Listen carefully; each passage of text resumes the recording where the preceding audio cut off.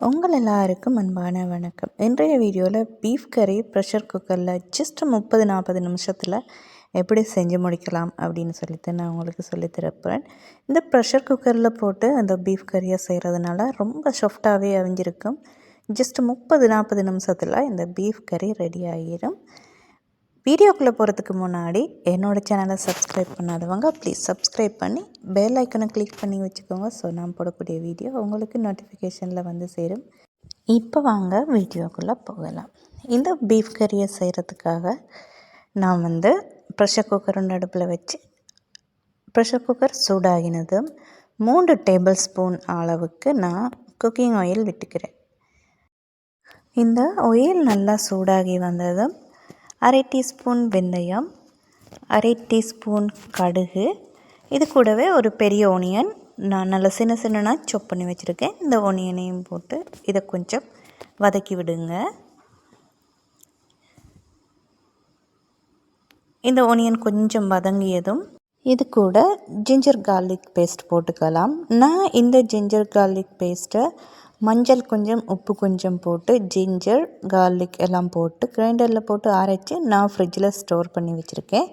அந்த பேஸ்ட்டை தான் நான் இப்போ ஆட் பண்ணிக்கிறேன். இப்படி பேஸ்ட் பண்ணுறதால இது நிறைய நாளைக்கு கெடாமல் கலர் மாறாமல் வச்சுருக்கலாம். அதுக்கு தான் இப்படி இந்த ஜிஞ்சர் கார்லிக் பேஸ்ட்டை நான் 2 டேபிள் ஸ்பூன் அளவுக்கு போட்டிருக்கேன். அது கூடவே கருவேப்பிலை ஒரு கைப்பிடி அளவுக்கு கருவேப்பிலை போட்டுக்கோங்க. போட்டுட்டு இதை நல்லா கிளறி விடுங்க. இது அவிஞ்சு வரணும். இப்போ 1/4 டீஸ்பூன் மஞ்சள் தூள், இந்த பீஃப் கறிக்கு தேவையான அளவு உப்பு, கல் உப்பு சேர்த்துக்கோங்க. கல் உப்பு சேர்க்குறதால டேஸ்ட்டு ரொம்பவே நல்லா இருக்கும். தூள் உப்பை விட கல் உப்பில் டேஸ்ட் அதிகமாக இருக்கும். கல்லுப்பு 1 டீஸ்பூன் அளவுக்கு குழம்பு மசாலா தூள் நான் சேர்த்துக்கிறேன். இதுக்கு நிறைய மசாலா போட வேணாம். என்ன சொன்னால் இதுக்கு நாங்கள் ஸ்பெஷலாக ஒரு மசாலா செய்ய போகிறோம். அதுக்கு அடுத்ததாக 1/2 டீஸ்பூன் அளவுக்கு மிளகாய்த்தூள், தனி மிளகாய்த்தூள் நான் சேர்த்துக்கிறேன். இந்த மிளகாய்த்தூள் உரைப்பு, அதனால் 1/2 டீஸ்பூன் அளவுக்கு நான் சேர்த்துக்கிறேன் மிளகாய்த்தூள். அடுத்ததாக பார்த்திங்கன்னு சொன்னால் தக்காளி, ஒரு பெரிய தக்காளியை சின்ன கட் பண்ணி இதை கொஞ்சம் அவிய விடுங்க. இப்படியே ஒரு 2 நிமிஷம் இதை கிளறி அவிய விடுங்க.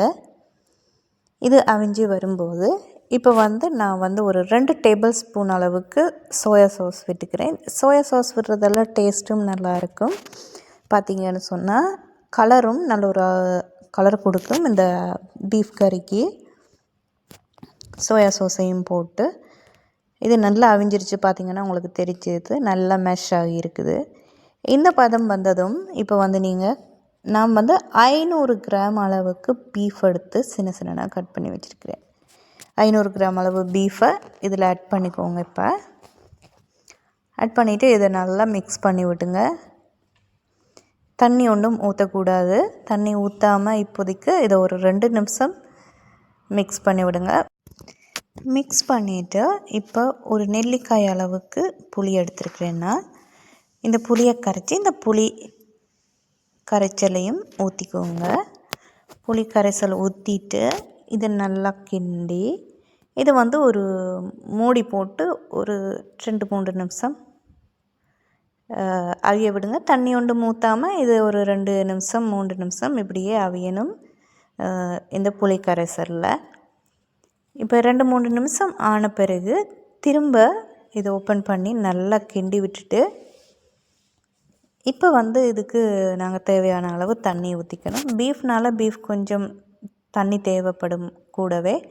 ஸோ அதனால் இதுக்கு நான் ஒரு 500 ml அளவுக்கு தண்ணி ஊற்றிக்கிறேன். அதாவது இந்த பீஃப் மூடி வார அளவுக்கு நான் தண்ணி ஊற்றிக்கிறேன். பாருங்கள்,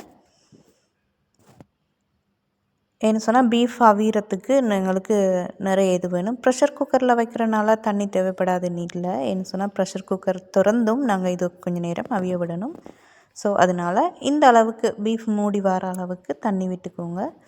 தண்ணி விட்டுட்டு இந்த இடத்துல உப்பெல்லாம் பார்த்து டேஸ்ட் பண்ணிவிட்டு இப்போ இதை ப்ரெஷர் குக்கர் மூடியை போட்டு இப்போ மூடணும்.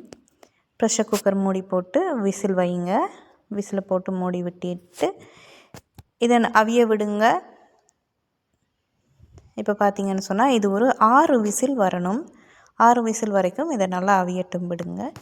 இது அவியும் வரைக்கும் நாங்கள் இந்த பக்கம் ஒரு மசாலா ரெடி பண்ணுவோம். இந்த மசாலா தான் இந்த பீஃபுக்கே அட்டகாசமான ஒரு டேஸ்ட் கொடுக்குறது.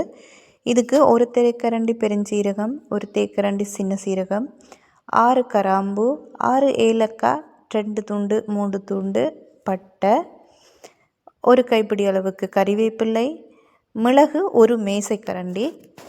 அடுத்தது பார்த்திங்கன்னு சொன்னால் கொத்தமல்லி விதை ஒரு தேக்கரண்டி. இவ்வளோத்தையும் மிதமான சூட்டில் வறுத்துக்கோங்க. கருகக்கூடாது, ஆனால் நல்லா நிறம் மாதிரி வரணும். இதை லோ ஃப்ளேமில் வச்சு முதல்ல வறுத்துக்கோங்க. பார்த்திங்கன்னு சொன்னால் நிறம் மாதிரி வரணும், கருகிடக்கூடாது. இதை வறுத்து எடுத்துட்டு இதை ஒரு ஆறுனதும் மிக்ஸி ஜார் ஒன்றில் போட்டு இதை பொடி பண்ணி ஓரமாக வச்சுருங்க. இது நல்லா வறுத்து வரும்போது நல்ல வாசனை ஒன்று வரும். பார்த்திங்கன்னு சொன்னால் உங்களுக்கு அந்த வாசனையெல்லாம் கண்டுபிடிச்சிடலாம் இது வறுபட்டுருச்சுன்னு சொல்லி. அதோட கலரும் நல்லா மாறி வரும். இப்போ பாருங்கள் ரெடி ஆயிடுச்சு. இதை ஆற விட்டு மிக்சியில் போட்டு நல்லா பவுடர் பண்ணி எடுத்துக்கோங்க. இப்போ 6 விசிலுக்கு பிறகு ப்ரெஷர் எல்லாம் அடங்கின பிறகு நான் இதை ஓப்பன் பண்ணியிருக்கேன். பார்த்திங்கன்னு சொன்னால் இப்போ பீஃப் நல்லா அவிஞ்சிருக்குது இந்த இடத்துல. இப்போ திரும்பவும் ப்ரெஷர் எல்லாம் தணிஞ்ச உடனே நான் திரும்பவும் அடுப்பு பற்ற வச்சு இதை இன்னும் கொஞ்சம் நேரம் நாங்கள் அவிய விடணும். இப்போ இந்த இடத்துல பார்த்திங்கன்னு சொன்னால் நாங்கள் அரைச்சி வச்சுருக்கிற அந்த வறுத்த இதெல்லாம் போட்டு அரைச்சி வச்சுருக்கிற அந்த மசாலாவை இந்த இடத்துல போடுங்க. இதுக்கு பிறகு தான் பீஃபில் செம்ம டேஸ்ட் ஒன்று கிடைக்கும் உங்களுக்கு. இப்போ இதை போட்டு நல்லா மிக்ஸ் பண்ணி விட்டுட்டு இப்போ இதை ப்ரெஷர் குக்கர் மூடி போடக்கூடாது. நீங்கள் சும்மா நார்மல் மூடி போடலாம். அப்படி இல்லைன்னு சொன்னால் சும்மா மூடி போடாமல் கூட இதை உங்களுக்கு தேவையான அளவு கிரேவி வரும் வரைக்கும் வற்ற வைக்கிற வரைக்கும் நீங்கள் இதை அவிய விடலாம். இப்போ பார்த்திங்கன்னு சொன்னால் அருமையான பீஃப் கறி ரெடி ஆயிடுச்சு. டேஸ்ட்டு செம்ம டேஸ்ட்டாக இருக்கும், அட்டகாசமாக இருக்கும் டேஸ்ட்டு. கண்டிப்பாக நீங்களும் உங்களோட வீட்டில் செஞ்சு ருசித்து சாப்பிடுங்க. இப்போ பாருங்கள் நான் பீஃப் கறியில் கிரேவி இந்த அளவுக்கு வரைக்கும் வற்ற வச்சு எடுத்துருக்கிறேன். இப்போ பார்த்திங்கன்னா அட்டகாசமான பீஃப் கறி ரெடி ஆயிடுச்சு. ஓகே ஃப்ரெண்ட்ஸ், இன்னும் ஒரு வீடியோவில் சந்திக்கும் வரை உங்கள் எல்லாருக்கும் அன்பு வணக்கம், நன்றி. நீங்களும் உங்களோட வீட்டில் செஞ்சு ரசித்து சாப்பிடுங்க. தேங்க்யூ.